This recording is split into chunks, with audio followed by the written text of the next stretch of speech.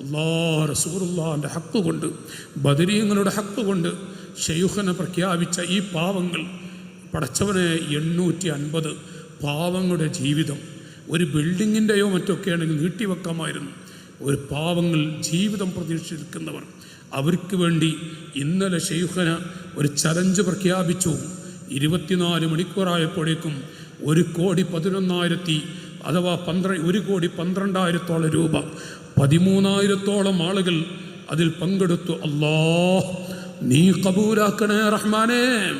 ഖദീജ ബീവി റളിയല്ലാഹു അൻഹയുടെ ഹക്ക് കൊണ്ട് ആ ക്രൗഡ് ചലഞ്ചിൽ, വിവാഹത്തിൻ്റെ കല്യാണത്തിൻ്റെ ചലഞ്ചിൽ, ശൈഖുന പ്രഖ്യാപിച്ച ചലഞ്ചിൽ പങ്കെടുത്ത, അതിൽ സഹായിച്ച എല്ലാവർക്കും നീ ബറക്കത്ത് കൊടുക്കണേ അല്ലാഹ്. അവിടെ കടങ്ങളെ നീ വീട്ടണേ അല്ലാഹ്. നാട്ടിലും പ്രവാസ ലോകത്തുമുള്ള ജ്യേഷ്ഠാനുജന്മാർ, ഉമ്മബന്ധന്മാർ, അവർക്ക് സന്തോഷം കൊടുക്കണേ റഹ്മാനെ. അവിടെ വീടുകളെ ശൈത്താനിൻ്റെ ഷറുകളെ തൊട്ട് കാക്കണേ അല്ലാഹ്.